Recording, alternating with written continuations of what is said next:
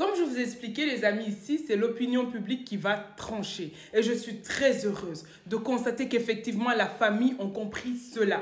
Pourquoi? Parce qu'aujourd'hui, le frère de Maman Blanche plutôt est sorti du silence. Encore une énième fois.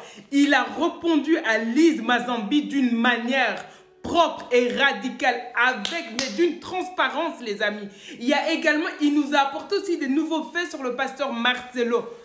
Pasteur!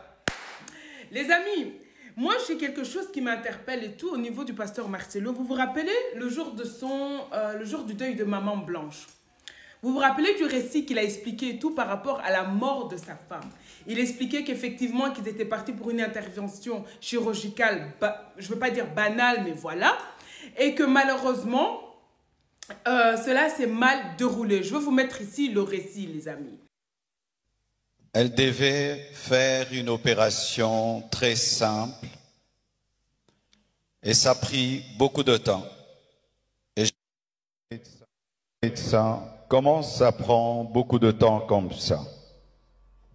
Ils m'ont dit, tout s'est bien passé, mais elle ne se réveille pas encore. Quand seulement ils m'ont dit ça, mon esprit m'a dit qu'elle est partie. J'ai dit non, c'est pas vrai, elle n'est pas partie. Ils sont en train de dire qu'ils la raniment, donc elle va se réveiller. Donc il expliquait qu'il était au 7e étage, sa femme elle était dans le bloc opératoire et lui il priait, vous comprenez, il priait parce qu'il sentait qu'il y a quelque chose qui n'allait pas. Et puis dans ces prières-là, il a senti l'odeur de Maman Blanche et le Saint-Esprit lui a dit que c'était sa femme qui était partie, mais il ne voulait pas accepter.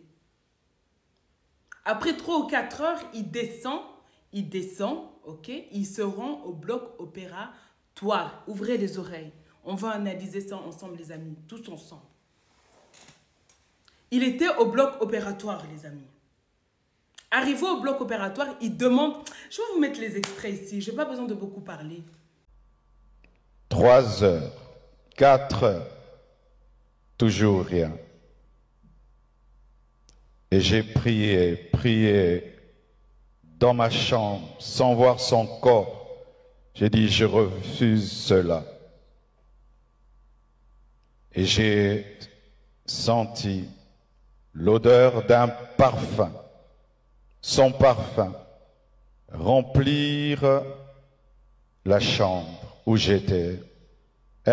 Elle était au bas, moi au 7e niveau, mais j'ai senti le parfum de Blanche. Et l'esprit m'a dit, c'est son esprit, elle est morte. Après, vous savez, un jour je tombe sur sa vidéo-là, encore une fois. Et là, il y a un commentaire qui attire mon attention, il y a des commentaires, il y a un commentaire en particulier qui m'interpelle en disant, mais lui, il n'avait pas dit que sa femme était morte autrement. Là, ça attire mon attention. Et je vois la prédication, en fait. Donc, on ne peut pas s'exprimer si on n'écoute pas tous les dossiers. Ça, c'est normal.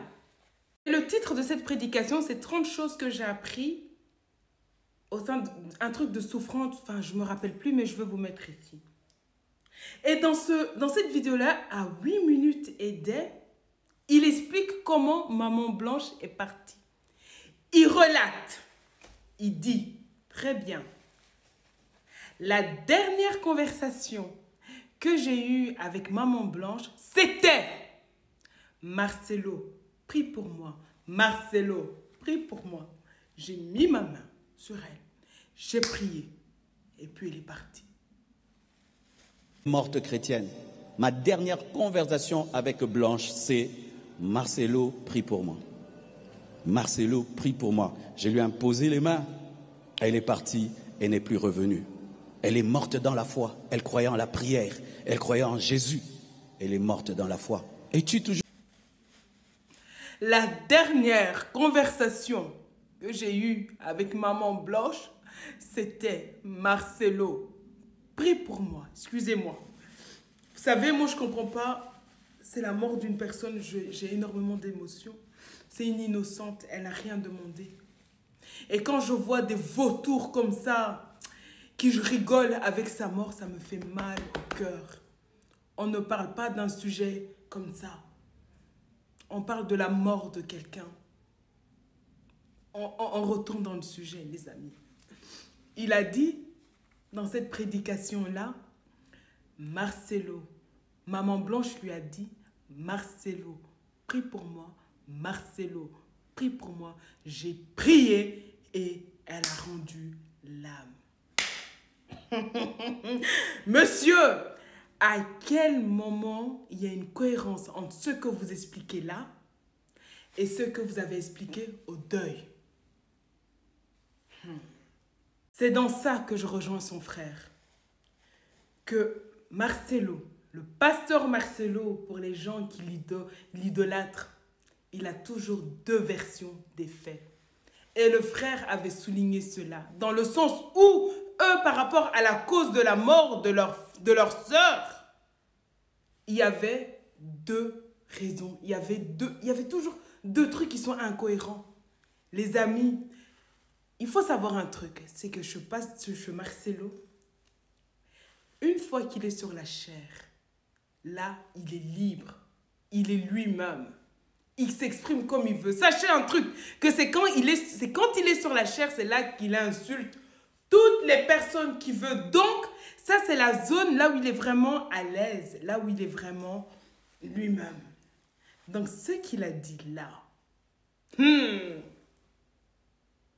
quelle est la vraie version de la mort de sa femme? Je me suis posé des questions, j'ai demandé à des amis. Je me suis dit, est-ce que j'ai bien entendu? J'ai dit, est-ce qu'il est en train de parler d'une... L'action, c'est sur le temps T, ou alors il est en train de relater toute une histoire? J'ai écouté, j'ai réécouté. S'il vous plaît, si vous avez des profs de français ici, allez écouter la vidéo et analysez-la. On est bien d'accord que le monsieur, il est en train de parler sur le temps T. Il n'est pas en train de relater des actions dans un futur ou de tout un... Parce que s'il devait relater ce qui s'est passé en Turquie, il allait dire « J'étais dans le bloc opératoire, je suis descendu, j'ai prié, nanana. » Ou alors « J'ai prié pour Maman Blanche avant qu'elle descende dans le bloc opératoire. » Non, il le dit bien. Il le dit. Et je veux mettre l'extrait, vous pouvez réécouter autant de fois que vous le souhaitez. Elle est morte chrétienne. Ma dernière conversation avec Blanche, c'est « Marcelo, prie pour moi. Marcelo, prie pour moi. » Je lui ai imposé les mains. Elle est partie et n'est plus revenue. Elle est morte dans la foi. Elle croyait en la prière. Elle croyait en Jésus. Elle est morte dans la foi. Es-tu toujours dans la foi? Il le dit. La dernière fois qu'il a parlé avec Maman Blanche, elle lui a dit « Marcelo, prie pour moi. Marcelo, prie pour moi. » J'ai prié et elle est partie, elle est morte dans le Seigneur. Cela veut dire qu'elle a rendu l'âme. Mais monsieur, quelle est la vraie version? À l'enterrement, qu'est-ce qui se passait à l'enterrement? Sur la chair, vous avez oublié? Pourquoi la famille est sortie? Pourquoi la famille sort les audios?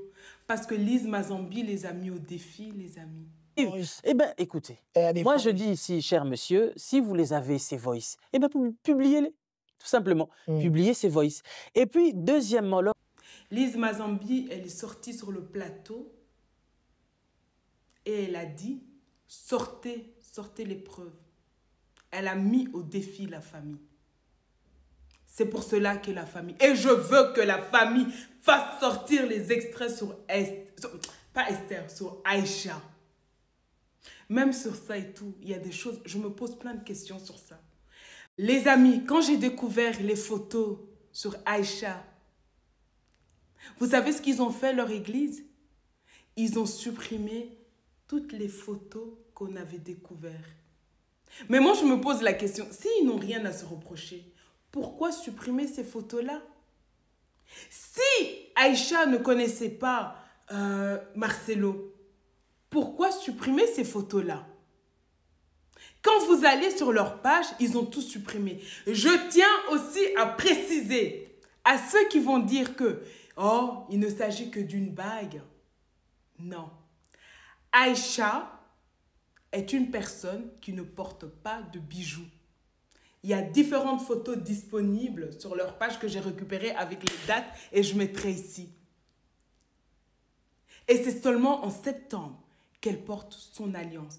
Certes, elle ne porte pas de la main du mariage, mais vous savez, il y a une personne de mon entourage qui a dit quoi qu'il en soit, le plus important pour elle, c'est qu'elle a eu la bague. Et vous savez, même une bague de fiançailles, je peux le porter en collier, je peux le mettre ici.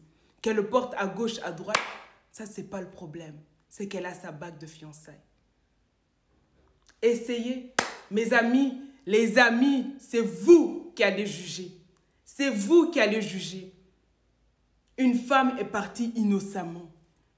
Une famille a besoin de vous. C'est vous qui aidez cette famille.